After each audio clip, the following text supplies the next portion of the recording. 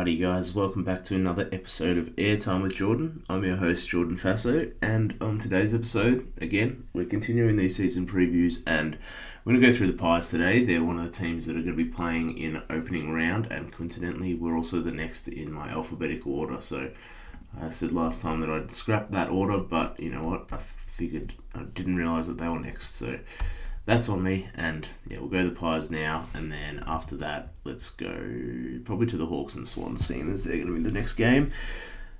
Just quickly, the news broke that the AFL is going to move those games in Queensland. I think the Brisbane one's going to be in round 3, Brisbane Geelong, and then they're still trying to figure out the Gold Coast and Essendon one. So obviously footy's the last thing on anyone's mind up in Queensland at the moment, but yeah, it's a bit of a downer for from an AFL perspective in terms of, you know, opening round only having 2 games in it, and you know, not having Thursday night footy either, which was their big draw card for the year. So no, I won't ramble on too much about that. That's just unfortunate how it's all unfolded. But yeah, anyway, let's get into the Pies without further ado. And yeah, for anyone that hasn't listened to any of the previews yet, I'm going to go through each team, do a bit of a review for their year last year, and then go through their ins and outs in the offseason, some of my expectations for them this year, some players to look out for within their list, and then I'll finish off with the ladder projection and where I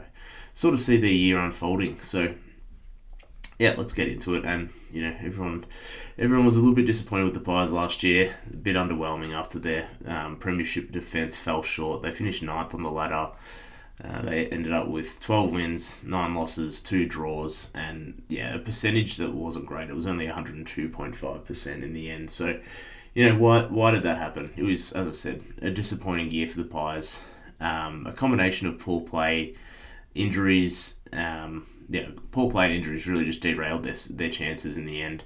However, it was a similar story for the Pies, where they were unable to put teams away at times. A lot was made of how clutch they sort of were in 2023 on that run to the premiership, and as exciting as it was to watch, it also wasn't the most sustainable model for success in a competition that is so even as the AFL is at the moment. And just to give you an idea of that, like, they had 11 games decided by 12 points or less, and you know, over that much of a sample, you probably aren't going to come out on top as much as they did the previous year. So, in those 11 games this year, they went 6, 3, and 2 draws in those games. So, versus the 9 wins, 1 loss. They had 10 of those games in 2023, so they only lost 1 of those. And then, you know, obviously the ledger sort of evened out a bit for them this year, and they weren't able to sustain that sort of performance in close games as they were in the previous year. And yeah, I guess that's my point. Like, the way that they were winning the premiership wasn't super sustainable.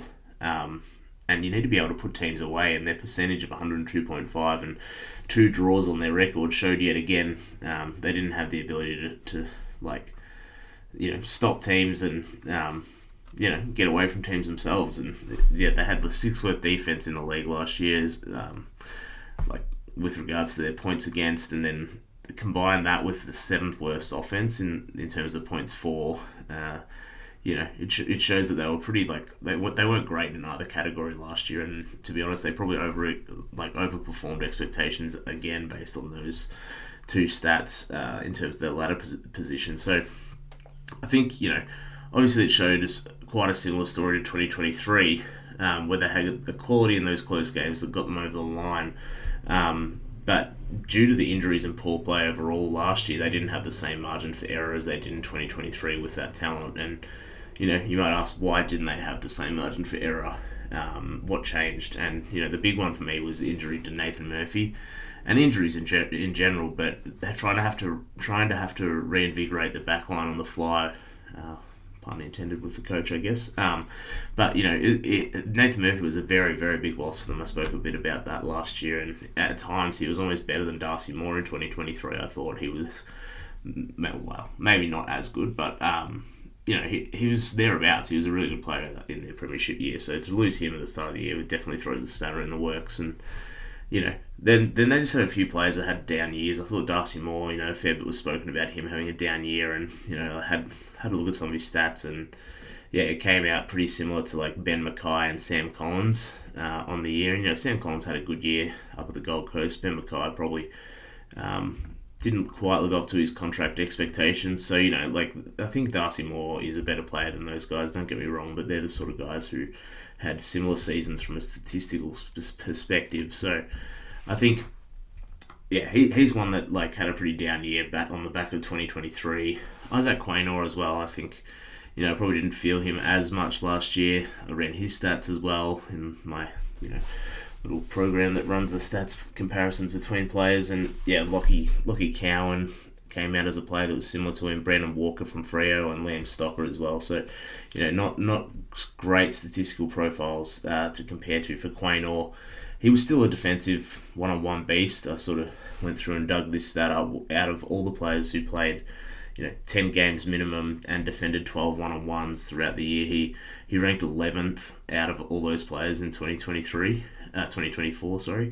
and was only behind Taylor Duray and Connor Iden for smaller defenders. So, he still was a defensive one-on-one beast, didn't lose very many contests in the end, and I think he's definitely, as down a year as he had, I would expect him to bounce back. And I've highlighted those two guys because sort of on piggyback on my sort of take about them losing Nathan Murphy and how important that was. That sort of put the stress on these guys, and their backline just didn't really stand up as much as I think it did in the previous year, where they were all just working like an absolute network. So that was one of the reasons I think a couple of their guys had down years. I could go through a few more, but also, in addition to that, the players just missing time. Some key players from the previous year, Geordie DeGoey only played 13 games for the year.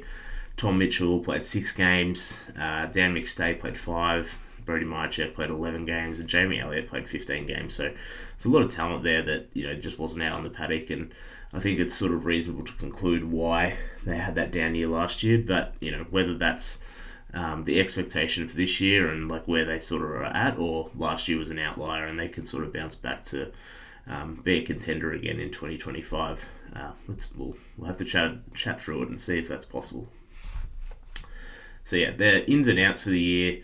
Coming into the team, Joel Cochran, Will Hayes, Dan Houston, of course, Tim Membry, Harry Perryman, Charlie West, and then the outs, Aidan Begg, Jack Bytel, Josh Carmichael, Josh Iyer, Nathan Kruger, Nathan Murphy, who already was sort of lost, Johnny Noble, and Joe Richards as well. So just on the ins, I've been a long-time fan of Tim Membry. I've got a soft spot for the Saints. My old man goes for them. So yeah, enjoyed watching Tim Membry for a long time now, and hopefully, I'm just hoping he has sort of just lost a bit of motivation at the Saints because he didn't look great last year. He will always compete, but I'm just hoping he has a bit more motivation this year and he's back to his best, because he is, one of the perfect third tools that you can get going around the league.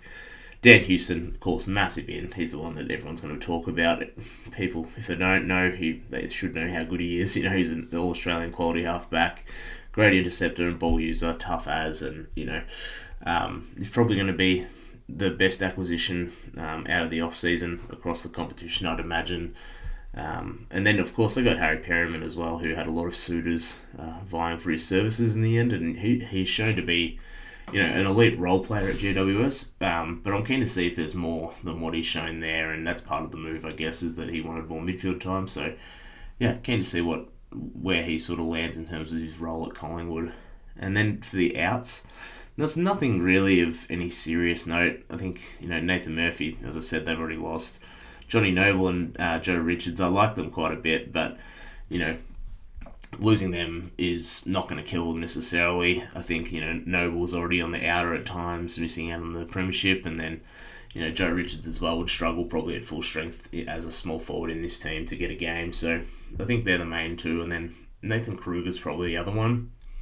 Showed some signs at times, but, I guess ultimately nothing more than just a fringe tall player.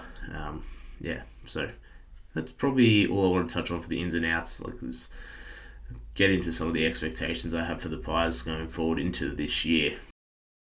So yeah, the addition of Dan Houston, Harry Perryman, and even Tim Membry getting a fresh start I spoke about, and I like that a lot. And I think that's going to help them in terms of maybe re-motivating them. They've got a few guys that are coming into this core and didn't play in that premiership, and that combined with like some of the old guys, maybe having an emotional motivating year where the old guys are potentially going to retire at the end of the year and might be their last lap around the sun. So they've got bit of motivation on all fronts that they're bringing into this team, and I don't know how much that plays in. I've never been a part of an AFL list or footy club, so I wouldn't know what the level of motivation that would provide. But regardless, I think that this added talent means that they have definitely have a slightly bigger margin for error this year.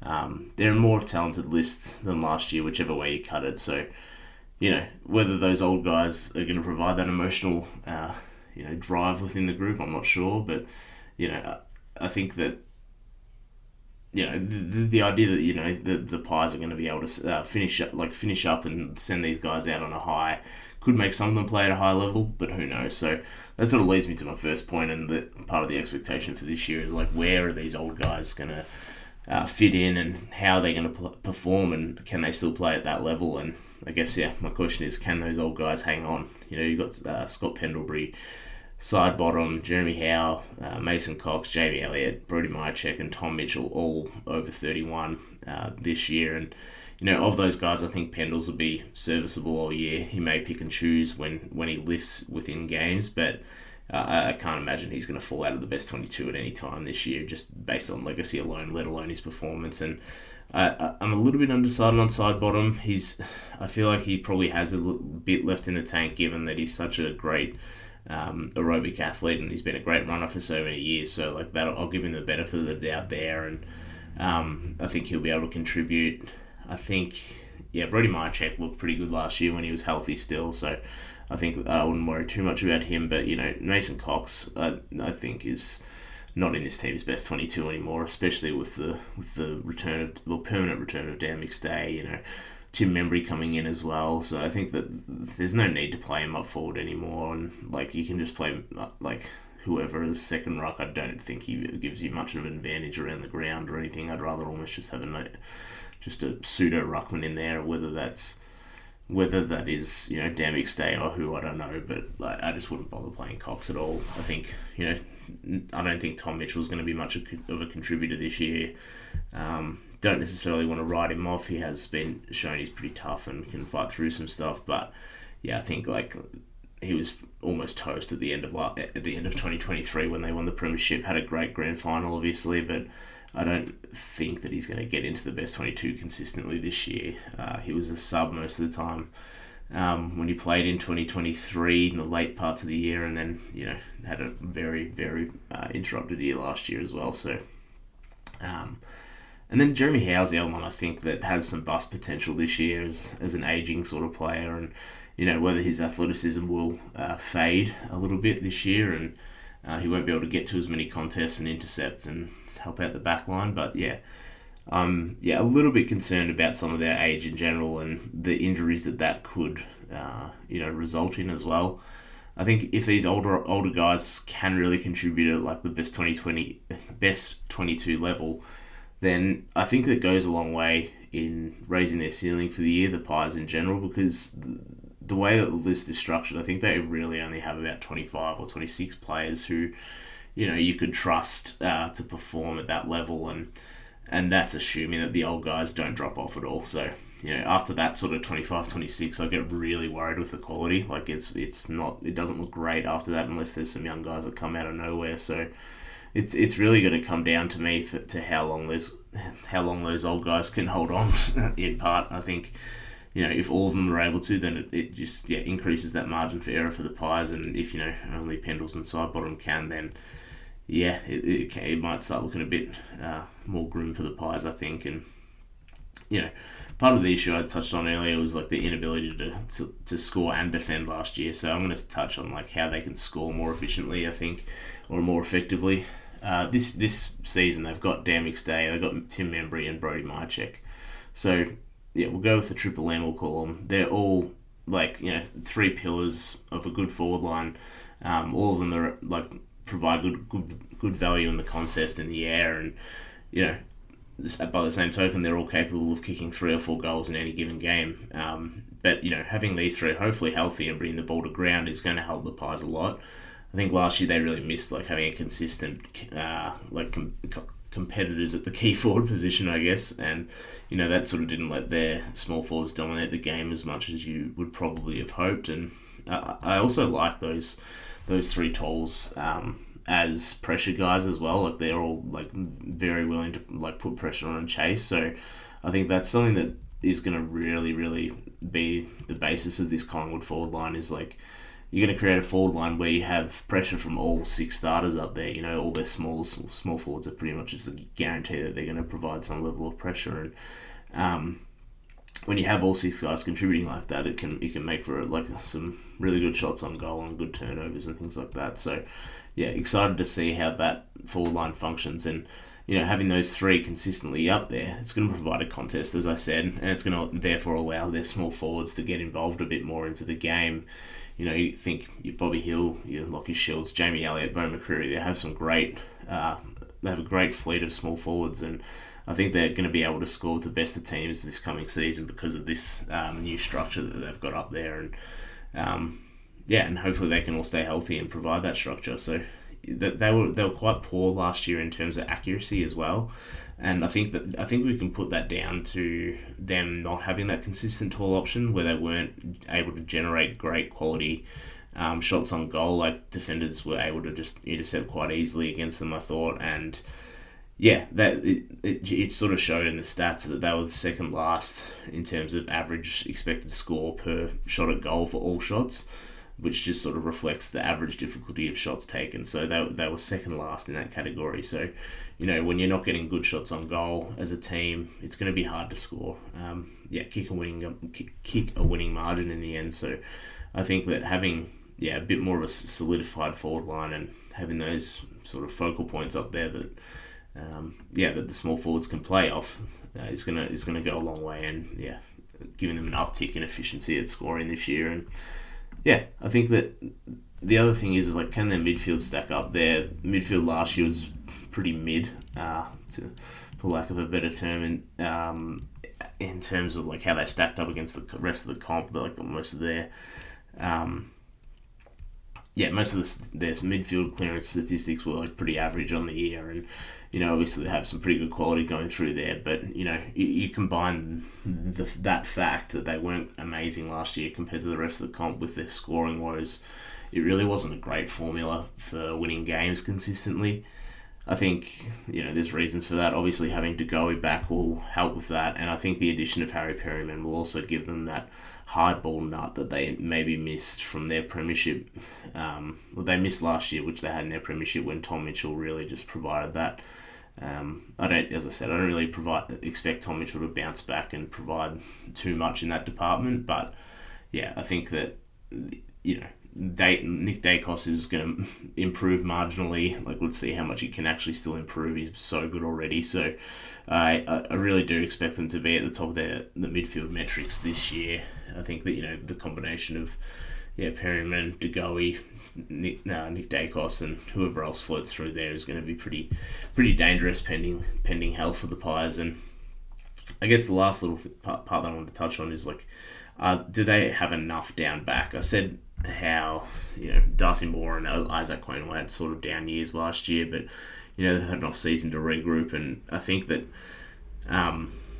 they didn't really address the lack of a key tall down back either in the off season. It's going to be a pretty long year for Darcy Moore again, I think, as the only quality tall back. And I think it depends who they're playing. It might be situational because they can sort of cobble together enough size, through Braden Maynard, Isaac Quainwell, who can play taller than themselves at times, and Jeremy Howe as well as an interceptor.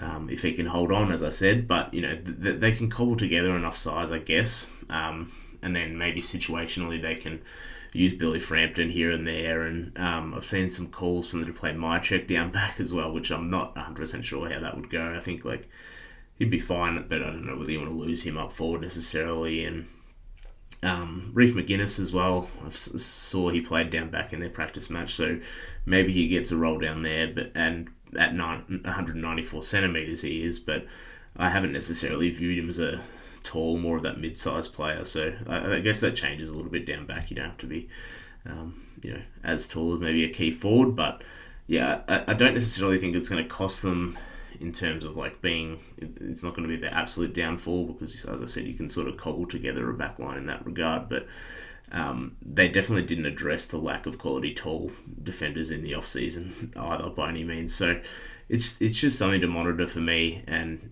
whether they're going to have enough tall stocks down back is just a point to note, as I said. And we'll get into some of the players that I want to keep an eye on for the Pies this year. And first off, I'm going to start with Lachie Schultz. And I think a lot was made of his year last year in a negative sort of way. He probably didn't perform as well as he would have expected or the fans would have expected. But I think it sort of got overblown a little bit with like the chatter about how they traded their first rounder. God forbid, it was looking rough early. Obviously, when it looked like it was going to be a first or second or third pick when they started the season, 0-3 or whatever it was, and I think that may have just sort of shifted the narrative around Lachie Schultz a little bit too far. I think he had a pretty good end to the year, but from what I remember, but they paid a fair bit to get him, so fair enough. They expected a bit more return than they got last year, but it's hard as a small forward in a forward line that probably didn't perform up to expectations either. So I think that looking forward to this year, I'd expect a bigger year from him, and I think he can sort of show everyone why they gave up that first round pick to get him across from Freo, and hopefully he has a much improved year than compared to last year. And I don't see why he wouldn't. At his best, he's a very, very good player. So I think he's one that Pies fans, if they aren't already, should be excited about in year 2 at Collingwood. And then the other one's Harry Perryman. I've got one more actually after him, but another player to watch for me is Harry Perryman for them. And can he have an influence in the midfield as a contested player or tagger?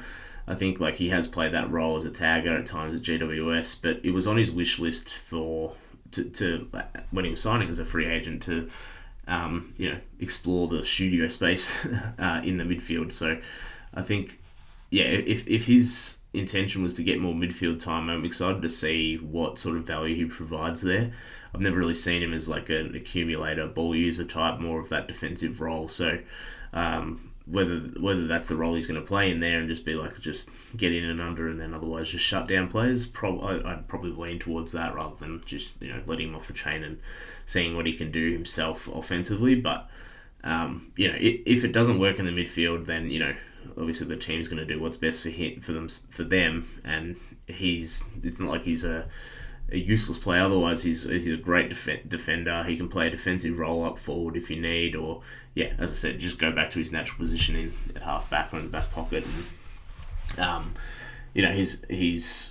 they did pay a lot to bring him over though, so I don't know whether you want to pay someone $800 or however much he got in the end to just sit on someone for a living, whether that's in the back pocket or as like a defensive forward. So I'd imagine they're gonna commit to him playing in the midfield. It's just a matter of what that looks like for me. I'm not exactly sure, but I like Harry Perryman as a player, and he's definitely I'm excited to see what he can sort of do. I guess that's the thing. It's it's unknown, right? We've never seen him play that sort of role where he might be free in the midfield. So it intrigues me. I wouldn't expect a whole lot, and I think that he sort of might cap out as that Tom Mitchell replacement sort of player potentially. But keep an eye on that one for me. And then the last guy I want to touch on is Ed Allen. So if you recall, I gave this guy a nod if you're a listener to the pod last year in my Secret Star Society segment. He was one of the, I think it was a dead rubber against Melbourne. It was the game that I sort of put him on the map, at least in this podcast ecosystem. But he really showed something in that game to me. I think he has the size that not many Collingwood mids possess, so he gives them a little bit of a point of difference in that regard. He's 190-ish centimetres or so, and I'm just hoping that Craig McRae could go to him at times this year. Or at least I'm hoping he does, because I think it's very much a long shot that he gets a consistent game. But from what I saw last year, I definitely liked it. So I'm keen to see if he can break into the team, because he's someone that, as I said, gives them that a bit of a point of difference, because they're not the biggest midfield necessarily. I understand that, Jack Crisp goes through there and Geordie De Goey as well, but like in terms of having that like tall, like Bontempelli, Will Day, Paddy Cripps, obviously that really, 190 plus sort of midfielder, I don't think they necessarily have on the list. So yeah, I think, not saying that he's going to become those guys at all. That would be certainly a hot take, but yeah, Ed Allen is someone that I've liked for a while, so since last year. So one to watch for sure. Now, getting into the actual projections for the Pies and where I have them on the ladder this year, I think you probably sense through my tone that I'm hesitant to commit to them being good, but I think that they will be. There's a few sort of disclaimers on my end, I guess, in that regard, but yeah, I don't necessarily think they win the flag by any means, but coupling the influx of talent that they've had in the off season will definitely help them on that track. If they weren't such an old team, I'd probably be higher on them and might even have them in the top four. But look, the injury risk is just still real here.